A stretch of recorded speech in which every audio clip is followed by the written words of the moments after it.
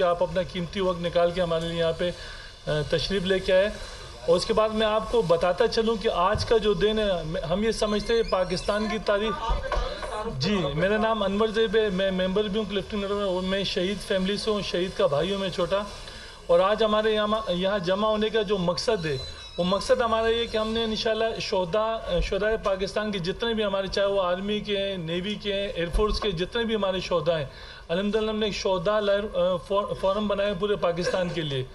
اور اس کے بنانے کی وجوہات کیا ہیں, اس کے اغراض و مقاصد کیا ہے, میں سمجھتا ہوں یہ جو ریسنٹ ایک آپ تمام دوستوں کی نظروں سے گزرا ہوگا, جو ملٹری کورٹس کی بندش کا ایک فیصلہ سامنے آیا ہے سپریم کورٹ کی جانب سے. ہم یہ سمجھتے ہیں یہ ملٹری کورٹس کی جو بندش ہے یہ بلوائیوں انتشاریوں کی سہولت کا باعث بن سکتا ہے, خدا نخواستہ. ان 1952 سے جب سے پاکستان ہمارا بنا تو سیکشن 2(1)(d) جو تھی, جس کی وجہ سے ملٹری کورٹس جو تھی ان کو سہولت تھی, آسانیاں تھی, وہ دہشت گردوں کے خلاف, بلوائیوں کے خلاف اور اس طرح کے جو ٹیررزم کو سپورٹ کرنے والے لوگ تھے, بالخصوص جاسوس وغیرہ. اور میں اس وقت اس تاریخی دن کے موقع پہ جو ہمارے یہاں پہ آج شہداء فورم کے جمع ہونے کا جو مقصد ہے, جو کلبھوشن یادو کا آپ کو پتہ کہ جس طریقے سے کیس چل رہا تھا, جس میں ہمارا ازلی دشمن بھارت جو ہے وہ اپنے جاسوس کو, جو انٹرنیشنل جاسوس ہے جس نے اس ملک میں نہ صرف ٹیررزم کے واقعات کروائے بلکہ لسانی, مذہبی اور فرقہ وارانہ فسادات میں یہ شخص یہاں پہ شامل رہا پورے پاکستان کے اندر. اس انٹرنیشنل جاسوس کی آسانی کا ہم یہ سمجھتے ہیں یہ جو سیکشن 2(1)(d) جو ہے 1952 کا, اس کی بندش سے, ملٹری کورٹ کی بندش سے آپ انٹرنیشنل دنیا کو کیا پیغام دینا چاہتے ہیں؟ آپ مجھے بتائیں کہ انٹرنیشنل دنیا میں جہاں پہ اب دوبارہ سے یہ کیس کھلنے جا رہا ہے, جب وہاں پہ کیس کھلے گا, جو انٹرنیشنل عدالت ہے وہ جب کہے گی آپ کے اپنے ملک میں, اس وقت آپ کے اپنے ملک میں اس حوالے سے جو سیکشن تھا 2(1)(d) اس کو ختم کر دیا گیا ہے. تو یہ جتنی بھی ہمارے پورے پاکستان میں, جس میں کچھ یہ ہماری بہن گلگت بلتستان سے, یہ ہمارے دوست کوئی پنڈی سے, کوئی اسلام آباد سے, کوئی کراچی سے, کوئی میرپور خاص سے, کوئی ٹھٹا سے, آج پورے پاکستان کی جو تاریخی دن کے اوپر تمام ملکی جو شہداء ہیں انہوں نے مل کے ایک فیصلہ کیا ہے, انہوں نے ایک پلیٹ فارم ترتیب دیا ہے. اور انشاءاللہ منڈے کے دن جا رہے ہیں سپریم کورٹ کے اندر, ہم پٹیشن دائر کرنے جا رہے ہیں. اس سیکشن کے خلاف نہ ہم کھڑے ہوں گے بلکہ ہم اپنی عوام سے بھی یہ مطالبہ کرتے ہیں کہ وہ ہمارا ساتھ دیں, اپنے شہداء کا ساتھ دیں. اور ہمارے اس حوالے سے کچھ مطالبات ہیں جو میں آپ کے گوش گزار کرنا چاہوں گا, اور میں چاہوں گا اس حوالے سے جو ہمارے مطالبات ہیں انشاءاللہ ہمارے دوست جو ہیں وہ اس کی کاپیز بھی آپ سے شیئر کر لیں گے. ہم یہ چاہتے ہیں کہ جو ہمارے شہیدوں کا جو خون ہے وہ کائنڈلی آپ رائے گاہ نہ جانے دیں. ہم اپنی عوام سے ریکویسٹ کرتے ہیں اور وہ سپریم کورٹ سے ڈیمانڈ کریں کہ فوجی عدالتوں کو کائنڈلی آپ اپنا کام کرنے دیں.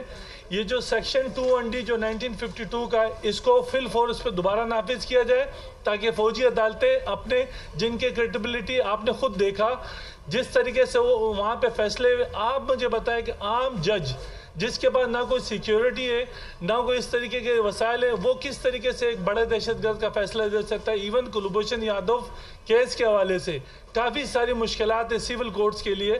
ہم یہ چاہتے ہیں کہ جب یہ 1952 سیکشن 2(1)(d) ختم ہوگا تو ایک مرتبہ پھر سے موقع ملے گا ہماری ملٹری عدالتوں کو. سپریم کورٹ کے جو چیف جسٹس ہمارے جسٹس فائز عیسیٰ صاحب, ہمارے تمام شہداء جو شہداء فورم میں آپ سے متقاضی ہے اس چیز کا کہ آپ خدا رہا یہ سیکشن 2(1)(d) کو ختم کریں. اور دوسرا ہمارا یہ ہے کہ عالمی عدالت میں جو زیر سماعت کلبھوشن یادو کیس ہے, اس کی حساسیت کو مد نظر رکھتے ہوئے آفیشیل سیکرٹ ایکٹ کو ہر صورت بحال کیا جائے. تیسرا جو ہماری ڈیمانڈ ہے, حساس اور قومی تنصیبات کو ہرگز غیر محفوظ نہ ہونے دیا جائے, کیونکہ جب یہ جو سیکرٹ ایکٹ ہے ہمارا یہ بیسیکلی جاسوسوں کے حوالے سے بنائے گئے. آپ دیکھیں ریسنٹ جس طریقے ملک بھر میں دہشت گردی کے لہر میں اس قدر شدید اضافہ ہوا, اس کی وجہ ہے کہ جو ان کا جاسوس نیٹ ورک ہے ان کو یہ چیز پتہ چل چکی ہے کہ پاکستان بھر سے 2(1)(d) کو ختم کیا گیا.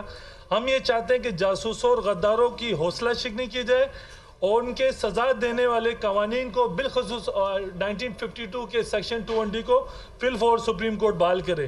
اس سے ملکی سلامتی کو ہم یہ ڈیمانڈ کرتے ہیں کہ کسی صورت داؤ پہ نہ لگایا جائے. جاسوسی کے نیٹ ورکس اور شہداء کے قاتلوں کو منطقی انجام تک پہنچانا ہمارا اور آپ کا, اس الیکٹرانک میڈیا کا, اس شہداء فورم کا اور ہماری تمام عوام کا متفقہ یہ فرض ہے کہ ہم ان قاتلوں کو, شہداء کے قاتلوں کو منطقی انجام تک پہنچائیں. فوجی عدالتیں اور آفیشل سیکرٹ ایکٹ کی بحالی ایسے عناصر کو سزا دلوا سکتی ہے، وہ کیپیبل بھی ہیں، ان کے پاس سیکیورٹی بھی ہے اور وہ بہتر انداز میں کام کر سکتی ہیں۔ ہماری چوتھی جو ڈیمانڈ ہے، ملک کے غیر معمولی حالات غیر معمولی اقدامات کے متقاضی ہیں۔ فوجی عدالتوں اور آفیشل سیکرٹ ایکٹ کو غیر فعال کرنے سے ملک میں ایک بار پھر دہشت گردی کی لہر نے جنم لے لی ہے، جو کہ کسی بھی صورت قابل قبول نہیں ہے۔ ہم یہ چاہتے ہیں کہ کیا ہمارا ملک، ہم آپ سے سوال پوچھتے ہیں، بالفضل سپریم کورٹ سے ہم سوال پوچھتے ہیں، کیا ہمارا ملک موجودہ حالات میں دہشت گردوں اور عسکریت پرستوں جاسوسوں کے مقدمات کو سول عدالتوں میں طویل مدت تک لٹکانے کا متحمل ہو سکتا ہے؟ اور اگر نہیں ہو سکتا تو خدا را ہم بار بار آپ سے ریکویسٹ کریں کہ 2ND کو فی الفور ختم کیے جائے۔ کیا قانونی مشگافیوں اور عدالتی استداد کی کمی کا فائدہ دہشت گردوں کی باعزت رہائی کی صورت میں ہونا چاہیے؟ کیا عوام اس چیز کے لیے تیار ہیں کہ ان سول عدالتوں میں ان کے کیسے لٹکے رہیں اور یہ لوگ کھلے دندناتے رہیں؟ ہم آپ سے ریکویسٹ کرتے ہیں کہ آفیشل سیکریٹریٹ جاسوسی نیٹ ورکس اور دشمن قوتوں کے مذموم عزائم سے نمٹنے کے لیے استحکام پاکستان کے لیے انتہائی ضروری ہے، اور یہ ایک بہترین 1952 سے آج تک یہ بہترین مؤثر ہتھیار کے طور پہ کام کر رہا تھا، جس میں ہماری ملٹری کورٹس جاسوسوں کے خلاف اور ان دہشت گردوں کے خلاف اپنے ڈیسیشن دے رہی تھی۔ اس کی غیر فعالی حقیقی معنوں میں ملکی سلامتی کو داؤ لگانے کی مترادف ہوگی، جس کے یہ شہداء فورم کسی صورت بھی اجازت نہیں دے گا۔ لہٰذا ہمارے تمام شہداء فورم کا یہ مطالبہ ہے آپ سے، یہ مطالبہ ہے کہ آفیشل سیکرٹ ایکٹ کو سپریم کورٹ ہر قیمت پر ملک و قوم کی سلامتی کے ضامن کے طور پر دوبارہ بحال کرے۔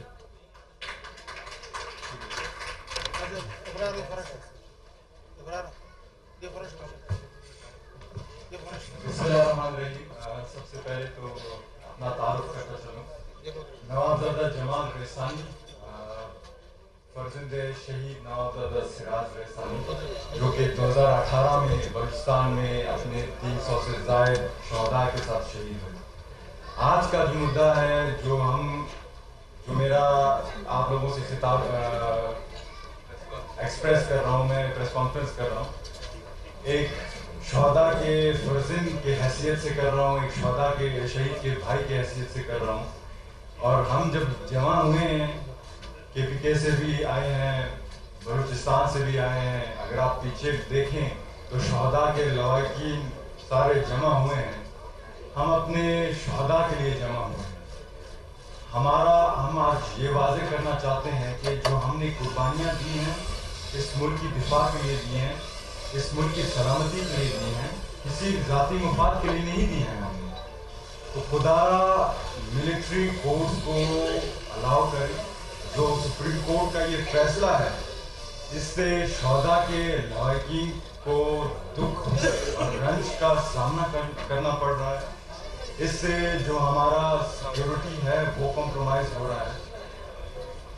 فوجی جو عدالتیں ہیں، ان کی جو بندش جو سپریم کورٹ نے کیا ہے، اس فیصلے کے بعد جتنے بھی ہمارے شہداء ہیں جنہوں نے اس ملک کے لیے قربانی دی ہے، خواہ وہ سول لائن سے تعلق رکھتے ہو یا ملٹری سے، ہم اکٹھے ہوئے ہیں کہ اس کے اوپر آپ نظر ثانی کریں، کہ کیونکہ اگر یہ سارے ایک انٹرلنک طریقے سے جو آپ کا دہشت گردی ہوتا ہے، تو یہ سارے ایک انٹرلنک ہیں۔ فار ایگزامپل، اگر آپ کے پاس کوئی انفارمیشن نہیں دیتا، کوئی غدار آپ کو انفارمیشن نہیں دیتا، اگر کوئی جاسوسی نیٹ ورک آپ کے صوبوں میں وہ نیٹ ورک یا کام نہیں کرتا، پھر یہ دہشت گردی کیسی ہوتی ہے؟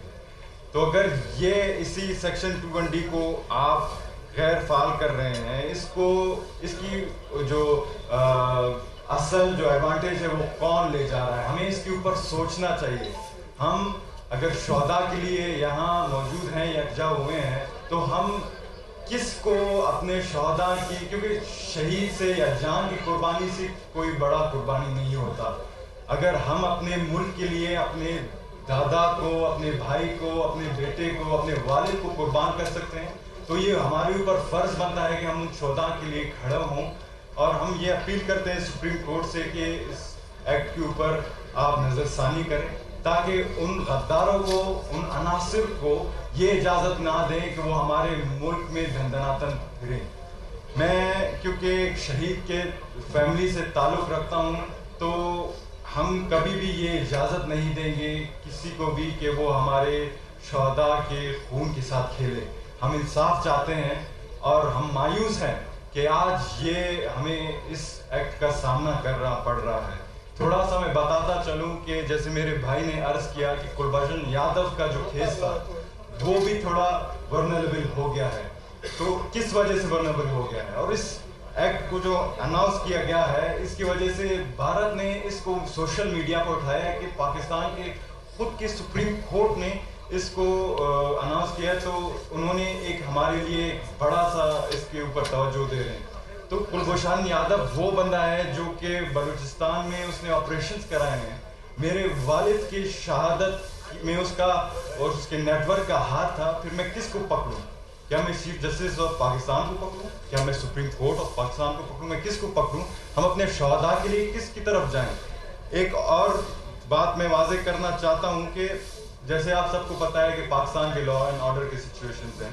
تحریک لبیک اور پاکستان اور بلوچستان لبریشن آرمی جو کہ BLA کے نام سے مشہور ہے, اس جیسے دہشت گرد و تنظیموں کو کیوں کھلی چھوٹ دیا جا رہا ہے جنہوں نے 85,000 جو سے زائد پاکستانیوں کو شہید کیا, خواہ وہ سول لائن سے ان کا تعلق ہو یا ملٹری لا انفورسنگ ایجنسی سے ان کا تعلق ہو. اس کے علاوہ اگر آپ جائیں گے جو گلوبل ٹیررسٹ انڈیکس ہے اس میں اگر آپ دیکھیں تو پاکستان کی جو دہشت گردی کی جو متاثر ملکوں میں سر فہرست ہے.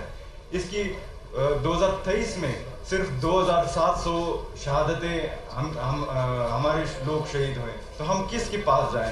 تو دہشت گردی کی جو یہ عروج ہے اس کی جو اسی وقت اگر ہم جو فوجی عدالتیں ہیں اس کو ختم کر رہے ہیں تو یہ تو ہمارے ساتھ کھلی تضاد ہوئی. ہم اپنے شہداء کے بچوں کو, ان کے خاندانوں کو ہم کیا جواب دیں گے جو کہ ایک مخصوص جو مائنڈ سیٹ کے ججز کی وجہ سے جو پاکستان کے جو عدالتی نظام ہے اس میں جو شکست پڑی ہے. تو ہم کس کو پکڑیں کہ ہمارے شہداء کو ہم انصاف دیں؟